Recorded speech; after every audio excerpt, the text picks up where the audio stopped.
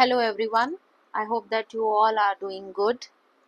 आज हम सीबीएसई मार्च 2024 रीजन 2 का अकाउंटेंसी का जो पेपर है उसके मल्टीपल चॉइस क्वेश्चंस को हम सॉल्व करेंगे। इसमें जो चॉइस में गिवन है हम दोनों पार्ट्स को सॉल्व करेंगे और पहले मैं आपको थोड़ा सा कंसेप्ट एक्सप्लेन करूँगी और उसके बाद इसका शॉर्टकट भी सीखेंगे कि कैसे हम इसको एग्ज़ाम के अंदर बिना बहुत ज़्यादा कैलकुलेशन किए हुए सॉल्व कर सकते हैं। तो स्टार्ट करते हैं पार्ट ए से। Question number 1, if a share of rupees 100 on which 70 has been paid is forfeited, then at which minimum price can it be reissued? तो क्वेश्चन में एक शेयर है जो 100 रुपीज का है और ये कंपनी ने इस एक शेयर को फॉरफिट कर दिया जिसपे डिफॉल्टर शेयर होल्डर से 70 रुपीज ऑलरेडी कंपनी को रिसीव हो गए हैं। शेयर होल्डर ने पे किए और कंपनी को रिसीव हो गए हैं। तो अब हमको बताना है कि क्या मिनिमम प्राइस रहेगा जिस पर ये फॉरफिटेड शेयर री इशू किया जा सकता है। तो हमें यहाँ 100 में से कितने रुपीज ऑलरेडी रिसीव हो गए हैं? 70। कितने रिसीव नहीं हुए थे जिसकी वजह से हमने इसको फॉरफिट किया? 30। तो अब हम कम से कम इस शेयर को जब दोबारा से इशू करेंगे तब हम 30 रुपीज में इशू करेंगे। ध्यान रहे यहाँ डिस्काउंट नहीं पूछा है, यहाँ मिनिमम प्राइस पूछा है, तो इसलिए 30 will be the answer. 70 receive हो चुके हैं 100 में से, अब 30 रुपीज जो बाकी रह गए हैं उसे हम री इशू के टाइम कम से कम 30 रुपीज का तो इशू करेंगे। इससे ज्यादा भी कर सकते हैं बट हमसे मिनिमम प्राइस पूछा है तो मिनिमम प्राइस जो रहेगा वो 30 रुपीज रहेगा। नेक्स्ट, इसके पार्ट बी में चॉइस में हमको पूछा है if a share of rupees 10 issued at a premium of rupees 2 per share on which rupees 8 including premium has been called and rupees 6 including premium has been paid by the shareholder is forfeited, then share capital account will be debited with। अब यहाँ भी एक ही share की बात हो रही है, a share 10 रुपए का था। अब इस वैसे तो ये हार्डली 2 सेकेंड्स में सॉल्व हो सकता है, लेकिन इसको समझाने के लिए पहले मैं इस कंसेप्ट को थोड़ा सा डिस्कस करूंगी। जब हम फॉरफीचर की एंट्री लिखते हैं तब हम क्या लिखते हैं? शेयर कैपिटल अकाउंट डेबिट, ठीक है। और क्योंकि यहाँ प्रीमियम की बात हो रही है और प्रीमियम उसने पे किया है या नहीं किया है इस पर डिपेंड करता है कि प्रीमियम फॉरफीचर की एंट्री में हम डेबिट करेंगे या नहीं करेंगे, ठीक है। लेकिन अभी फिलहाल हमसे शेयर कैपिटल की बात की गई है तो मैं शेयर कैपिटल का ही आपको यहाँ पर कंसेप्ट बताऊंगी। तो हम शेयर कैपिटल अकाउंट में हम क्या डेबिट करते हैं? हम डेबिट करते हैं नंबर ऑफ फॉरफिटेड शेयर्स, जितने शेयर्स आपने फॉरफिट किए हैं मल्टीप्लाई कॉल्ड अप अमाउंट, उस शेयर पर कंपनी ने जो अमाउंट कॉल किया है। अब ध्यान रहे जब भी आप शेयर कैपिटल को डेबिट करेंगे तो इसमें प्रीमियम का अमाउंट नहीं लेना है। शेयर कैपिटल में सिक्योरिटी प्रीमियम का अमाउंट नहीं लिखना है, इंक्लूड नहीं करना है। यहाँ पर ये की पॉइंट आपको याद रखना है शेयर कैपिटल में। और जब आप शेयर फॉरफीचर क्रेडिट करते हो इसमें भी, शेयर फॉरफीचर अकाउंट जब आप क्रेडिट करते हो इसमें भी सिक्योरिटी प्रीमियम को इंक्लूड नहीं करना है। यानी यहाँ पर आप सिर्फ फेस वैल्यू को ही इंक्लूड करोगे। यहाँ पर आप सिर्फ फेस वैल्यू 10 रुपए या 10 रुपए के ही किसी पार्ट को इंक्लूड करोगे। 10 रुपीज में से एप्लीकेशन मनी होती है, 10 रुपीज में से ही कुछ अमाउंट अलॉटमेंट का होगा, कुछ फर्स्ट कॉल का होगा, कुछ सेकेंड कॉल का होगा, तो उन्हीं को हम इंक्लूड करेंगे, प्रीमियम को इंक्लूड नहीं करेंगे। इस बात को यहाँ पर आपको ध्यान रखना है, ठीक है। बस अब ये कंसेप्ट हमने समझ लिया, अब इसको हम सॉल्व कर लेते हैं। देखो 10 रुपए का एक शेयर था, फेस वैल्यू 10 रुपीज थी, प्रीमियम को इग्नोर करो, हमें अभी फिलहाल प्रीमियम को नहीं देखना है। On which rupees 8 including premium, तो इसमें प्रीमियम इंक्लूड है तो इसमें से 2 रुपए का प्रीमियम हटा देंगे तो कितना बचा अपने पास? 6 रुपए। कंपनी ने कितना कॉल किया है? 6 रुपीज कॉल किया है। तो बस हमको सिर्फ इतना ही चाहिए था, एक ही शेयर है और नंबर ऑफ शेयर फॉरफिटेड यानी 1 मल्टीप्लाई कॉल्ड अप अमाउंट कितना हो गया? 6। तो आंसर क्या आ गया? 6। देखो 2 सेकेंड्स का क्वेश्चन था ये, इसको सॉल्यूशन करने में कोई टाइम नहीं लगा, लेकिन कंसेप्ट जो समझाना था वो आप उस कंसेप्ट को ध्यान में रखेंगे तो बहुत जल्दी हो जाएगा। 8 रुपए में से देखो मैंने प्रीमियम को निकाल दिया क्योंकि शेयर कैपिटल अकाउंट में प्रीमियम को इंक्लूड नहीं करना है। Next question number 2, Which of the following items cannot be recorded in the capital account of partners if capital accounts of partners are fixed? अब कैपिटल अकाउंट के दो method आपने पढ़े हैं, एक फिक्स्ड और एक फ्लक्चुएटिंग। तो जब कैपिटल अकाउंट में हम फिक्स्ड मेथड यूज करते हैं तो दो अकाउंट बनते हैं, एक बनता है पार्टनर्स कैपिटल अकाउंट और दूसरा बनता है पार्टनर्स करंट अकाउंट। याद है? आई होप कि आपको याद है इसको, पार्टनर्स कैपिटल अकाउंट और करंट अकाउंट। तो अब ये बोल रहा है कि जब हम कैपिटल अकाउंट बनाते हैं यानी ये अकाउंट बनाते हैं तो इसमें कौन सी आइटम को नहीं लिखते हैं। तो जब पार्टनर्स कैपिटल अकाउंट बनता है तो कैपिटल का ओपनिंग बैलेंस आता है, इंट्रोडक्शन ऑफ एडिशनल कैपिटल, अगर पार्टनर कोई एडिशनल कैपिटल लेकर आएगा उसको भी लिखते हैं, विड्रॉल ऑफ कैपिटल या फिर इसको परमानेंट ड्रॉइंग्स बोलते हैं, इसे भी हम इस कैपिटल अकाउंट में लिखते हैं। क्या नहीं लिखते हैं? हम ये नहीं लिखते हैं ड्राइंग्स। ड्राइंग्स का मतलब है drawings out of profits. In drawings को हम कहाँ लिखते हैं? इन ड्राइंग्स को हम लिखते हैं करंट अकाउंट में। तो यहाँ हमसे पूछा है कि किसको हमें नहीं रिकॉर्ड करना है, तो आंसर क्या हो गया हमारा? ए जो है वो हमारा यहाँ पर आंसर हो गया कि इन ड्राइंग्स को हम कैपिटल अकाउंट में नहीं लिखेंगे if the partners capitals are fixed. Next, question number 3. Ashu and Basu are partners sharing profits and losses in the ratio of 2:1. Chetan is admitted as a new partner with 1/4 share in the profits, which he acquires equally from Ashu and Basu. The new profit sharing ratio between Ashu, Basu and Chetan will be. Simple है, नया partner आ रहा है 1/4 के लिए, 1/4 जो वो ले रहा है आशु से और बासु से किस रेशो में? 1:1 इक्वली ले रहा है। ठीक है, तो 1/4 का 1/2, 1/4 का 1/2, ठीक है, इक्वली ले रहा है ना।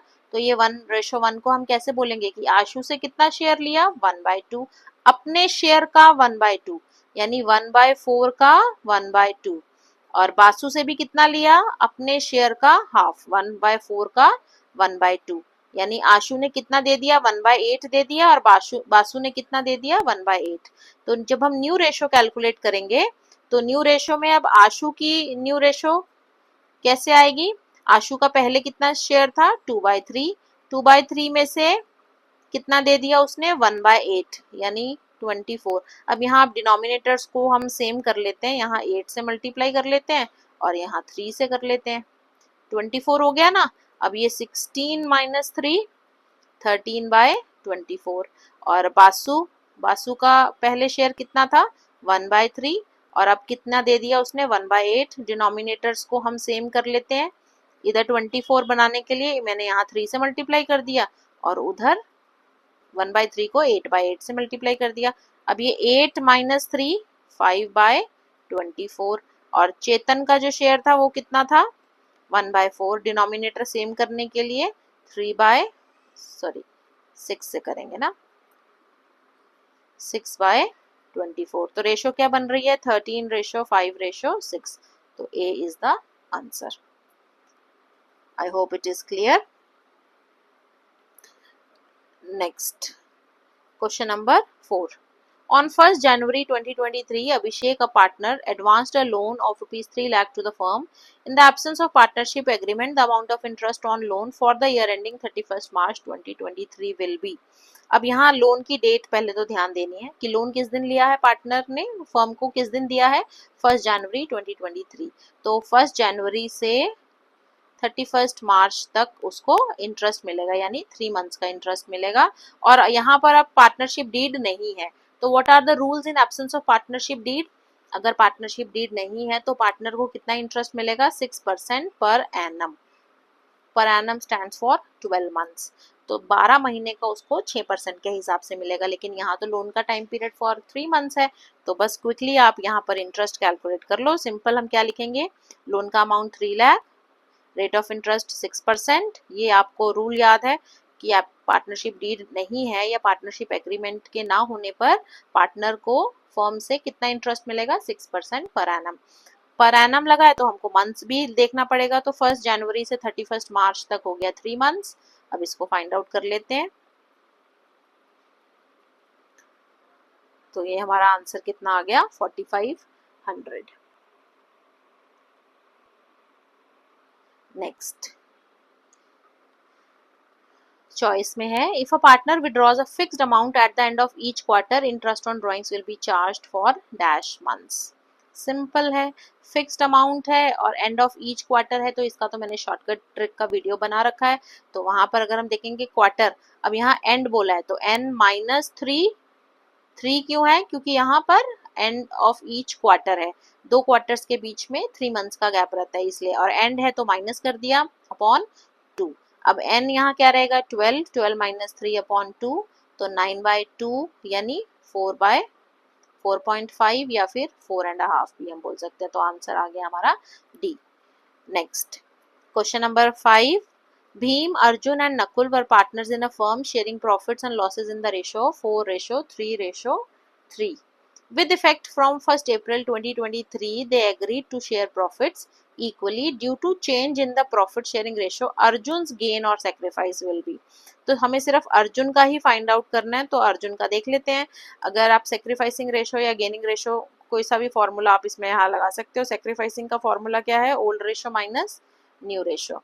तो सिर्फ अर्जुन की ही हम ओल्ड रेशो देखेंगे। अर्जुन की यहाँ ओल्ड रेशो कितनी है 3/10, 3/10 माइनस, और यहाँ इक्वली है तो 1/3 हो गया। अब यहाँ पर एलसीएम लेने की बजाय आप डिनोमिनेटर्स को सेम करो। अब 3 के टेबल में 10 तो नहीं आता है, लेकिन हम इसको 30 बनाने के लिए, अगर मुझे यहाँ 30 बनाना है तो न्यूमरेटर और डिनोमिनेटर दोनों को मल्टीप्लाई कर दिया, और यहाँ 30 बनाने के लिए किससे मल्टीप्लाई करना पड़ेगा 10 से, दोनों को ही।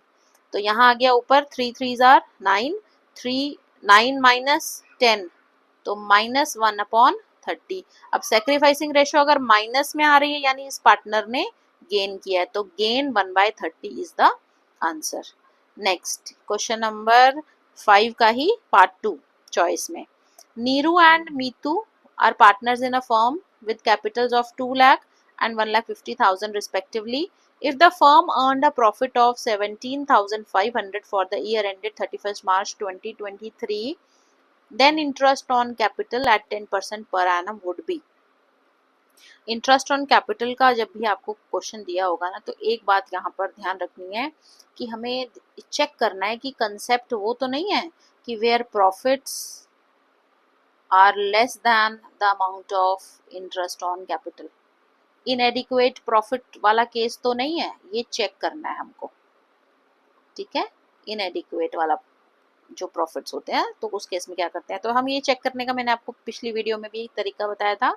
ये कैपिटल्स को करो प्लस, क्योंकि इंडिविजुअल फाइंड आउट कर लो या टोटल कैपिटल ले लो, हमें तो एमसीक्यू को सॉल्व करना है ना। तो 2 लाख प्लस 1,50,000 दोनों पार्टनर्स की कैपिटल मिला के कितना हो गया 3,50,000।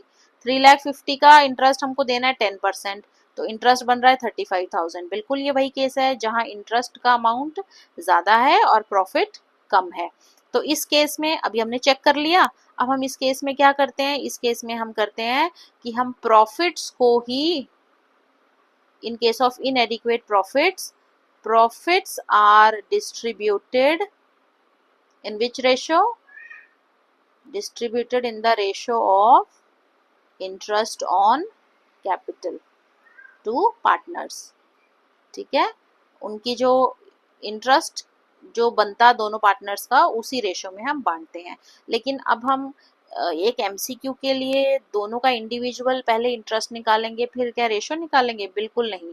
यहाँ शॉर्टकट ट्रिक मैंने आपको बताई थी कि जो कैपिटल की रेशो होती है वही इंटरेस्ट ऑन कैपिटल की रेशो होती है। अब कैपिटल की रेशो यहाँ पर क्या बन रही है 2 लाख और 1,50,000 5 के टेबल में आता है, क्या रेशो बन रही है 4:3। तो जब आप इंटरेस्ट कैलकुलेट करके उसकी रेशो फाइंड आउट करेंगे वो भी 4:3 की बनेगी। तो जो कैपिटल की रेशो होती है वही आपकी इंटरेस्ट ऑन कैपिटल की रेशो आएगी। ये हिंट है, ये जस्ट जल्दी कैलकुलेट करने का एक तरीका है। तो हमको पता चल गया है कि हमने प्रॉफिट्स को किस रेशो में बांटना है 4:3 में बांटना है। आई होप ये कंसेप्ट आपको क्लियर है, समझ में आ गया है। अब हम इसको शॉर्टकट से जल्दी से करते हैं। अब हमको पता है कि भैया देखो इंटरेस्ट का अमाउंट 35,000 बन रहा है बट प्रॉफिट्स हैं 17,500। तो इस केस में हम क्या करेंगे 17,500 को ही 4:3 में। 4:3 कैसे पता चला? कैपिटल की रेशो से ही हमने देख लिया, इस रेशो में हमें डिस्ट्रीब्यूट करना है। तो 17,500 मल्टीप्लाई 4/7। जब हम इसको डिवाइड करेंगे तो कितना आ जाएगा अपने पास? इसको इससे डिवाइड करेंगे तो ये आएगा 2500। 2500 इंटू 4, 10,000 आ गया नीरू का शेयर, ठीक है। और दूसरा कौन है? मीतू। तो 2500 इंटू 3 कर देंगे तो 7500, आंसर है हमारा डी, ठीक है। Next question number 6। At the time of dissolution of firm, total assets were 6 lakh and outside liabilities were 2,40,000. If assets realized 7,20,000 and realization expenses 8,000 were paid, profit or loss on realization account will be. Realization account बना लेते हैं छोटा सा, ठीक है। अब हम realisation account में सबसे पहले क्या करते हैं? बैलेंस शीट में से क्या लेकर आते हैं? एसेट्स को लेकर आते हैं। एसेट्स की बुक वैल्यू क्या थी? 6 लाख। और लायबिलिटीज की बुक वैल्यू क्या थी? 2,40,000, ठीक है। एसेट्स रियलाइज कितने की हुई? 7,20,000। तो एसेट्स को यहाँ रियलाइज कर दिया बाय बैंक 7,20,000। और लायबिलिटीज बोला नहीं है, but liabilities have to be paid, इनको भी पे करना है। तो टू बैंक 2,40,000। और हमने यहाँ रियलाइजेशन एक्सपेंसेस भी पे किए हैं, तो टू बैंक।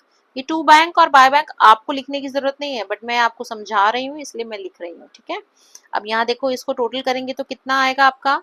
डेबिट साइड का जो टोटल है और क्रेडिट साइड का जो टोटल है, आपका क्रेडिट का टोटल आ रहा है 9,60,000 और डेबिट का टोटल कितना आ रहा है? 848। तो क्रेडिट का टोटल ज्यादा, यानी बैलेंस जो बचेगा वो आएगा प्रॉफिट। 960 में से 48 जब आप करोगे तो ये आपका आ जाएगा 1,12,000 का प्रॉफिट। तो जो डी है ये आपका आंसर हो गया। वैसे आप अगर जल्दी करना चाहते हैं, देखो ये 2,40,000 डेबिट में भी है, 2,40,000 क्रेडिट में भी है, तो इसको काट दिया। अब सीधा क्या बचा? 720 में से 6,08,000 आप माइनस कर दो, तो क्रेडिट का बैलेंस है, तो ये 1,12,000 का जो है वे प्रॉफिट बच गया अपने पास। I hope it is clear. Next question number 7। Question number 7 को पढ़ लेते हैं। On 1 April 2022 Mega Limited issued 30,000 10% debentures of ₹100 each at a discount of 10%. Total amount of interest due on debentures for the year ending 31st March 2023 will be. अब क्या करना है? Simple interest find out करना है। तो interest के लिए तो डिस्काउंट को पहले इग्नोर, डिस्काउंट प्रीमियम दोनों इग्नोर, सीधा आपको फेस वैल्यू देखनी है। 100 रुपए का एक डिबेंचर है, तो number of debenture multiply 100, face value कितनी आ गई? 30 लाख। फेस वैल्यू का 10% 3 लाख, तो ये आपका आंसर आ गया इंटरेस्ट। इंटरेस्ट कैलकुलेट करने के लिए सिंपल फेस वैल्यू के ऊपर ये डिबेंचर्स के साथ रेट लिखा हुआ है, यही है हमारा रेट ऑफ इंटरेस्ट, ठीक है। तो ये रेट ऑफ इंटरेस्ट से मल्टीप्लाई कर देना है, डिस्काउंट और प्रीमियम को इग्नोर करना है, सिर्फ सीधा फेस वैल्यू। तो हमारा आंसर कितना आ गया? 3 लाख।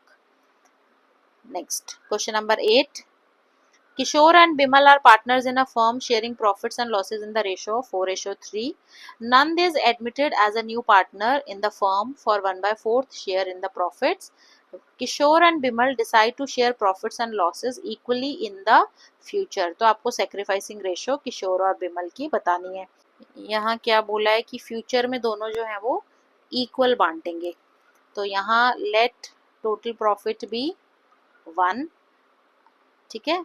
तो अब यहाँ पर नंद को शेयर देने के बाद, नंद का शेयर कितना है? 1/4। तो 1/4 इसको देने के बाद जो रिमेनिंग शेयर बचेगा प्रॉफिट का, 1 - 1/4, वो क्या आएगा? 3/4। तो 3/4 को, यानी रिमेनिंग प्रॉफिट को किशोर और बिमल दोनों किस रेशो में बांटेंगे? बराबर बांटेंगे। ये बात कर रहे हैं वो कि इनकी फ्यूचर की रेशो जो है वो इक्वल रहेगी। तो नंद को शेयर देने के बाद मान लेते हैं कि 1 रुपया प्रॉफिट हो रहा है, 1 रुपये में से नंद को 1/4 देने के बाद जो प्रॉफिट बच रहा है 3/4, वो किशोर और बिमल बराबर बांटेंगे, यही मतलब हुआ ना। तो अब किशोर कितना लेगा, 3/4 का हाफ, बराबर बांटेंगे तो हाफ ही हुआ, 3/4 रिमेनिंग प्रॉफिट। तो 3/4 का हाफ कितना आ गया, 3/8। बिमल कितना लेगा, 3/4 का हाफ, तो ये कितना आ गया, 3/8। ये इनका शेयर हो गया, ठीक है। तो अब न्यू रेशियो जो है वो फाइंड आउट कर लेते हैं। अच्छा, नया पार्टनर कौन था, नंद। तो नंद का शेयर था 1/4। डिनोमिनेटर सेम करने के लिए हमने क्या कर लिया, 2/8। तो न्यू रेशियो तो आ गई आपकी 3:3:2। अब यहाँ हमें कैलकुलेट करनी है सेक्रीफाइसिंग रेशियो। तो अब सेक्रीफाइसिंग रेशियो का जो है वो फॉर्मूला क्या है, sacrificing ratio is equal to old ratio minus new ratio. तो सेक्रीफाइसिंग यहाँ पर किशोर और बिमल, तो किशोर की ओल्ड रेशो क्या थी, 4/7। न्यू रेशो क्या आई हुई है, 3/8। तो अब यहाँ एलसीएम भी ले सकते हो, डिनोमिनेटर्स को सेम भी कर सकते हो। मैं एलसीएम ले लेती हूँ अभी। तो एलसीएम आ गया यहाँ हमारा 56। 56 को 7 से डिवाइड किया 8, 8 × 4 32। 56 को 8 से किया डिवाइड 7, 7 × 3 21। तो यहाँ आ गया 11/56। और इसी तरह बिमल की ओल्ड रेशो क्या थी, 3/7 माइनस न्यू रेशो कितनी आई है, 3/8। अगेन एलसीएम आएगा 56, 56 डिवाइडेड बाय 7, 8 × 3 24, 21। ये आ गया 3/56। तो यहाँ सेक्रीफाइसिंग रेशो आ गई हमारी 11:3। तो आंसर क्या है, सी। अब इस क्वेश्चन के लिए देखो बेटा, आपको ये न्यू रेशो फाइंड आउट करना आना चाहिए। तो इसकी आप इस प्रैक्टिस करेंगे और इसको सॉल्व कर लेंगे। I hope it is clear to you. आप वीडियो को रीप्ले करके भी देखिए और रीप्रैक्टिस करिए जब तक आपको अच्छे से समझ नहीं आ जाता है। नेक्स्ट, तो यहाँ हमारा आंसर जो आ गया है वो आ गया है सी।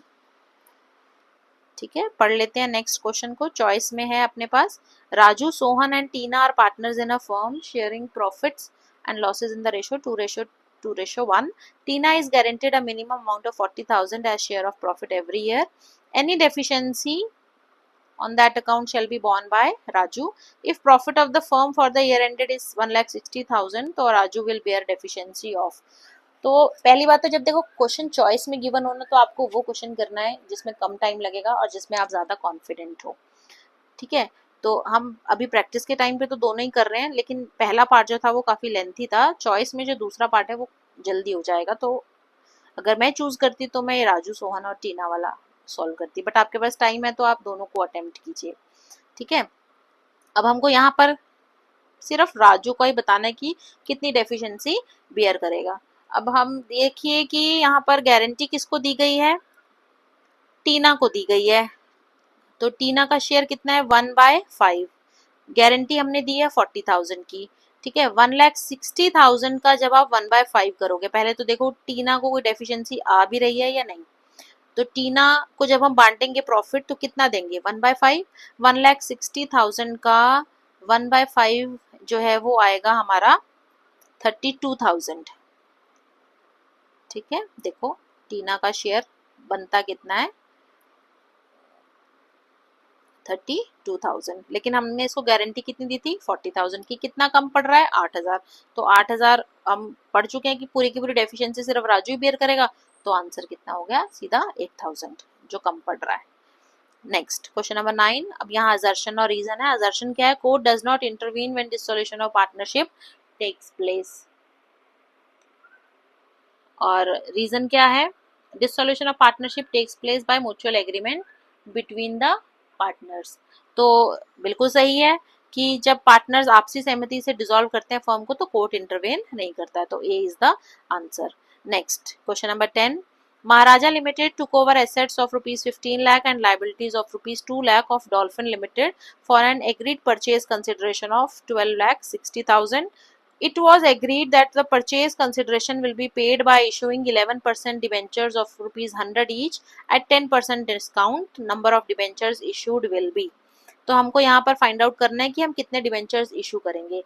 Number of debentures issued, to be issued, इसको हम फाइंड आउट कैसे करते हैं, जो अमाउंट आपने पे करना है, amount to be paid to vendor, number of shares भी ऐसे ही फाइंड आउट करते हैं, सेलर को जितना पैसा आपने देना है divided by issue price, issue price से डिवाइड करते हैं। अब आप यहाँ देखो कि आपने जो एसेट्स और लाइबिलिटीज खरीदी हैं तो कितना रुपया देना तय हुआ है, 12,60,000। कुछ भी हम चेक से नहीं दे रहे हैं, कुछ भी हम बैंक ड्राफ्ट से नहीं दे रहे हैं, तो पूरा का पूरा अमाउंट हमको डिवेंचर्स इशू करके ही पे करना है। तो यहाँ फुल अमाउंट कितना आ गया, 12,60,000 लिख दिया हमने। 12,60,000 डिवाइड किससे करना है, इशू प्राइस से। इशू कहाँ हो रहे हैं, डिस्काउंट पे, तो 10 रुपए, 100 रुपए का 10% आपका आ गया 10 रुपए डिस्काउंट, 100 का 10%, 10 रुपीज डिस्काउंट, यानी इशू प्राइस कितना आया, 90। तो जब आप इसको 90 से डिवाइड करेंगे तो इसका जो आंसर है वो कितना आएगा हमारा, 14,000। तो हमें कितने डिवेंचर्स इशू किए, 14,000। तो number of debenture issued, paper में फॉर्मूला नहीं लिखना है आपको, समझाने के लिए मैंने लिखा है, आपने तो बस डिवाइड करके जस्ट आंसर फाइंड आउट करना है। अगर यहाँ प्रीमियम होता तो फेस वैल्यू में प्रीमियम को प्लस करके फिर इसको हम सॉल्व करते। Next question number 11, Misha limited issue 6,000 8% debentures of rupees 100 each at 96 per debenture, 8% debenture account will be credited bye. जब आप ये एंट्री करते हो डिवेंचर्स इशू करने की, अगर पूरा अमाउंट एक साथ मंगवा लिया हो तो दो एंट्रीज हम करते हैं ना, bank account debit to debenture application and allotment account, फिर सेकंड एंट्री करते हैं debenture application and allotment account debit to debentures account, discount है तो डेबिट करते हैं और प्रीमियम है तो क्रेडिट करते हैं। तो डिवेंचर्स में आपको मैं बताऊं, सीधा सीधा number of debentures multiply face value, जैसे अभी पिछले एक क्वेश्चन बताया था ना शेयर कैपिटल वाला, number of shares multiply called amount face value का ही आता है, बिल्कुल वैसे ही।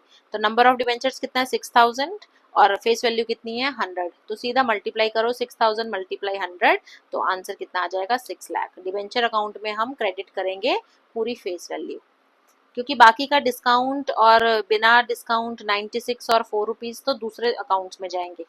ठीक है, डिवेंचर अकाउंट जो है वो फुल फेस वैल्यू से क्रेडिट होगा। तो डिवेंचर अकाउंट जो है वो फेस वैल्यू से ही क्रेडिट होगा। तो number of debenture multiply complete face value, कोई डिस्काउंट नहीं, कोई प्रीमियम नहीं। नेक्स्ट क्वेश्चन नंबर 12, नॉमिनल और authorised capital is that part of share capital which is issued by company, amount of share capital which is actually applied for by the prospective, maximum amount of share capital which a company is authorized to issue. तो C is the answer, maximum capital जो company allowed है issue करने के लिए as per its MOA, capital clause में जो लिखा हुआ है। Next, the debentures which do not have specific charge on the assets of company are called, charge यानी उन जिन डिवेंचर्स पर कोई एसेट गिरवी नहीं रखी हुई है उनको हम अनसिक्योर्ड डिवेंचर्स कहते हैं। Next question number 13, Manas and Ranveer are partners in a firm having capital balances of 1,20,000 and 80,000. Sanju is admitted as a new partner for 1/5 share in the future profits. Sanju brought 1 lakh as his capital. तो goodwill बतानी है संजू की admission पर, और ध्यान रहे किसकी goodwill पूछी है, फर्म की गुडविल पूछी है। तो यहाँ पर ये जो कंसेप्ट है ये कौन सा कंसेप्ट है, ये हिडन गुडविल का कंसेप्ट है।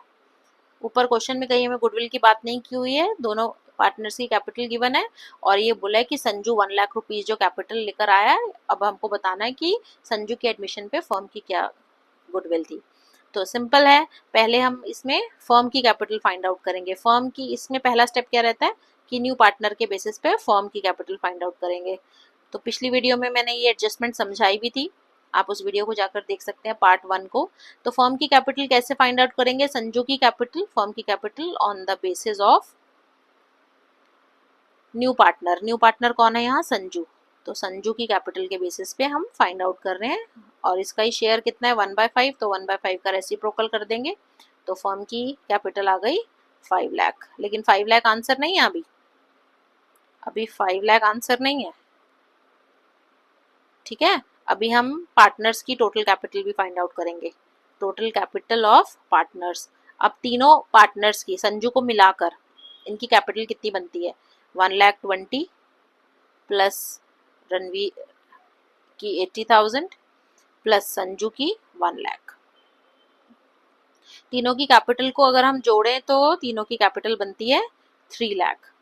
ठीक है, तीनों पार्टनर्स की कैपिटल को हम जोड़ें तो उनका टोटल आता है 3 लाख, लेकिन संजू के कैपिटल के बेसिस पे फर्म की कैपिटल कितनी है 5 लाख, तो इनका जो डिफरेंस है that is hidden goodwill. Firm की गुडविल कितनी आ गई 2 लाख, 5 लाख में से माइनस कर दिया हमने पार्टनर्स की टोटल कैपिटल, तो यहाँ पर यानी जो डिफरेंस है that amount is firms goodwill. याद रहे संजू की गुडविल नहीं पूछी है, संजू का शेयर नहीं पूछा है, फर्म्स गुडविल पूछा है, तो आंसर कितना आ गया 2 लाख। क्लियर है। Next question number 14। 14 को करने के लिए हमको ये ऊपर एक हाइपोथेटिकल सिचुएशन गिवन है उसको पढ़ेंगे।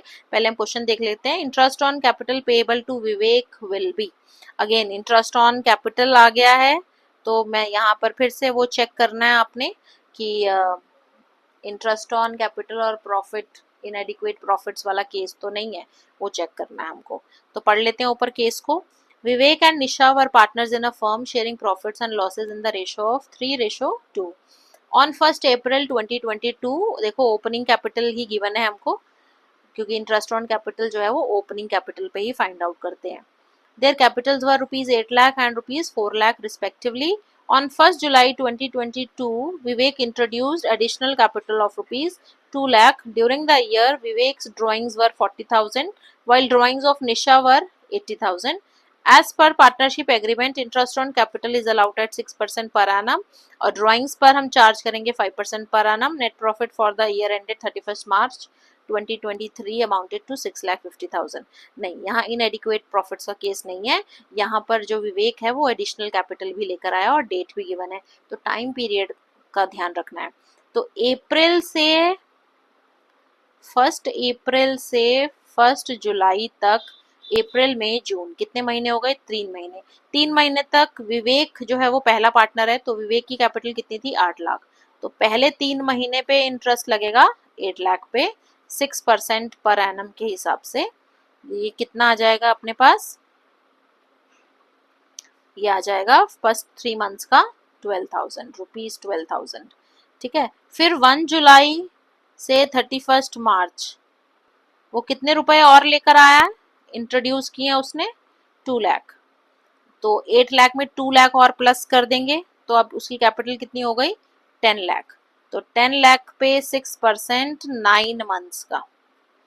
ठीक है, 9 मंथ्स का अब हम फाइंड आउट करेंगे, तो ये हमारे पास आ गया 45,000, 45 ये प्लस 12 ये, तो कितना आंसर हो गया 57,000। अब यहाँ पर जो है कुछ बच्चे जो हैं वो देखेंगे कि पूछेंगे कि मैम आपने ड्राइंग्स माइनस क्यों नहीं की, क्योंकि बेटा मैंने अभी पीछे बताया था कि ड्राइंग्स सिंपल लिखा हो तो इसका मतलब है ड्राइंग्स आउट ऑफ प्रॉफिट। अगर देखो, अगर आप ध्यान दो तो पिछले एक क्वेश्चन था ना जहां पर हमने ये फाइंड आउट किया था, ये देखो ड्राइंग्स का मतलब क्या है, ड्राइंग्स आउट ऑफ प्रॉफिट्स। कब माइनस करती, जब बोला होता कि उसने अपनी कैपिटल विड्रॉ किया है तब माइनस करते। ठीक है, तो वही सेम चीज यहाँ पर यूज की है, तो यहाँ इंटरेस्ट कितना आ गया 57। अब दूसरा क्वेश्चन क्या है, amount of interest on drawings of Nisha would be, तो निशा जो है वो सेकंड पार्टनर है और निशा की ड्राइंग्स कितनी है 80,000, और ड्राइंग्स के साथ क्या लिखा है during the year, time period नहीं बताया है, ना ही बिगिनिंग का बताया, ना एंड का बताया, ना मिड का बताया, तो ड्यूरिंग द ईयर जब गिवन हो तो आप एवरेज टाइम पीरियड ड्राइंग्स का एवरेज पीरियड कितना लेते हैं 6 मंथ्स लेते हैं। ठीक है, तो अब निशा की ड्राइंग्स कितनी है, निशा की ड्राइंग्स है 80,000, रेट दिया हुआ है 5%, तो 80,000 का 5% 6 मंथ्स कितना आ जाएगा अपने पास, ये आ गया 2,000, तो आंसर आ गया आपका ए 2,000 rupees. Next question number 16, assertion है in a partnership firm at the time of admission the new partner brings in an agreed amount of capital either in cash or in kind, true, cash में भी ला सकता है और कोई asset भी ला सकता है। In a partnership firm at the time of admission the new partner acquires the right to share the assets and profits of the partnership firm, बिल्कुल ट्रू, उसको एसेट्स में भी अधिकार मिलता है और प्रॉफिट्स में भी अधिकार मिलता है, तो यहाँ पर जो आंसर है वो क्या रहेगा ए, बिल्कुल दोनों ही स्टेटमेंट सही है। ठीक, तो अब नेक्स्ट पार्ट बी में हम आ जाते हैं, स्टार्ट करते हैं क्वेश्चन नंबर 27। पढ़ लेते हैं, which of the following is not an objective of analysis of financial statements.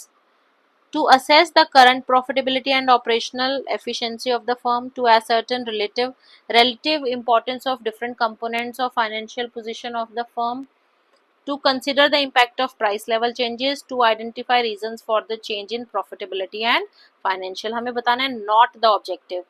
तो profitability assess करना तो objective है, अलग फाइनेंशियल पोजीशन, बैलेंस शीट के अलग अलग कंपोनेंट्स को स्टडी करना तो ऑब्जेक्टिव है। प्राइस लेवल चेंजेस, इसका इम्पैक्ट हम एनालिसिस में नहीं देखते हैं, ठीक है। प्रॉफिटेबिलिटी क्यों चेंज हुई, वो सब रीजंस हम वो सब एनालाइज करते हैं, but impact of price level changes is not an objective. Next, dash is also known as acid test ratio. Quick ratio को हम एसिड टेस्ट रेशो भी बोलते हैं और लिक्विड रेशो भी बोलते हैं, ठीक है। इसका फॉर्मूला क्या है हमारा, क्विक एसेट्स, हालांकि पूछा नहीं है, just for revision I am just telling you, quick assets divided by current liabilities, और इसकी आइडियल रेशो क्या है, 1:1। Next, question number 28, current ratio of super limited is 2:1, which of the following transactions will decrease the ratio। अब मैंने आपको पिछली video में part 1 में समझाया था कि कब डिक्रीज कब इंक्रीज, उसको हम न्यूमिरेटर और डिनोमिनेटर से कैसे देख सकते हैं। अगर आपका न्यूमिरेटर और डिनोमिनेटर दोनों ही इंक्रीज हो रहे हैं तो आपकी रेशो जो है वो डिक्रीज होगी, और अगर आपके दोनों ही डिक्रीज हो रहे हैं तो रेशो क्या है, इंक्रीज होगी। तो अब हमें देखना है कि कहाँ पर ये कौन सी ट्रांजैक्शन जो है वो डिक्रीज रेशो को कम कर रही है। पहला क्या है, पेमेंट ऑफ ₹40,000 टू क्रेडिटर्स। जब आप पेमेंट करोगे तो देखो आपके पास क्या कम हो जाएगा, आपके पास कैश कम हो जाएगा और आपके पास आपके क्रेडिटर्स भी कम हो जाएंगे। तो ये तो इसका आंसर नहीं है क्योंकि दोनों ही डिक्रीज कर रहे हैं। Sale of furniture, book value है 38,000 और फॉर ओनली 16,000।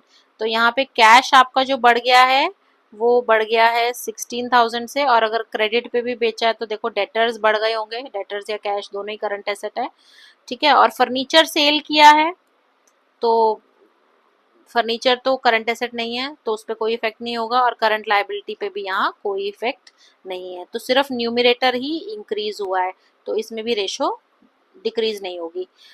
थर्ड पढ़ लेते हैं, repayment of long term loan. Long term loan आपने वापस किया है, लॉन्ग टर्म लोन, तो जब आपने पे किया है तो आपका कैश कम हो गया, कैश डिक्रीज हो गया। कैश जो है वो आपका करंट एसेट का पार्ट है यानी न्यूमिरेटर है, और लायबिलिटीज करंट लायबिलिटीज पे कोई चेंज नहीं है, तो यहाँ पर आपका सिर्फ न्यूमिरेटर डिक्रीज हो रहा है, ठीक है, सिर्फ न्यूमिरेटर डिक्रीज हो रहा है। तो यहाँ पर ये repayment of long term loan जो है इसकी वजह से आपका करंट रेशियो जो है वो डिक्रीज होगा। आई होप इट इज क्लियर। और डी ऑप्शन भी वैसे एक बार देख लेते हैं कि इसमें बोला है कि कैश कलेक्टेड फ्रॉम डेटर्स, तो कैश बढ़ गया है और डेटर्स कम हो गए हैं, तो करंट एसेट्स में नो चेंज, तो आंसर जो है वो हमारा सी है। Next, question number 29, statement 1, issue of debentures will result in inflow of cash, true. Issue of debentures to vendors for purchase of machinery will result in outflow of cash, false, क्योंकि जब हम vendor को issue करेंगे तो no flow of cash होगा, क्योंकि आपने कोई एसेट खरीदी है बदले में डिबेंचर्स दिए तो कैश तो आया ही नहीं, तो statement 1 is true, correct, statement second is false. Next, what will be the effect of purchase of marketable securities for cash on cash flow statement? Marketable securities और cash दोनों ही आपका कैश एंड कैश इक्विवेलेंट में आते हैं, तो जब आप marketable securities खरीदोगे या कैश खरीदोगे, एक चीज बढ़ गई एक चीज कम हो गई, लेकिन कैश एंड कैश इक्विवेलेंट में ही एक चीज प्लस हो गई एक माइनस हो गई, तो आंसर जो है वो no effect. Next, question number 30, paid ₹5 lakh to acquire shares in Nilgiri industries and received a dividend of 30,000 after acquisition, this transaction will result in। अब आपने जब आपने शेयर्स खरीदे हैं इसके, तो ये आपने इन्वेस्टमेंट किया है, ठीक है, जब आपने इन्वेस्टमेंट्स खरीदी हैं तो ये आउटफ्लो हो गया, तो 5 लाख का आउटफ्लो हो गया, और 30,000 का डिविडेंड मिला है तो ये इनफ्लो हो गया, तो यहाँ पे माइनस का 4,70,000 यानी आउटफ्लो हो गया। तो cash outflow from investing activities, B would be the answer. Sorry, inflow नहीं,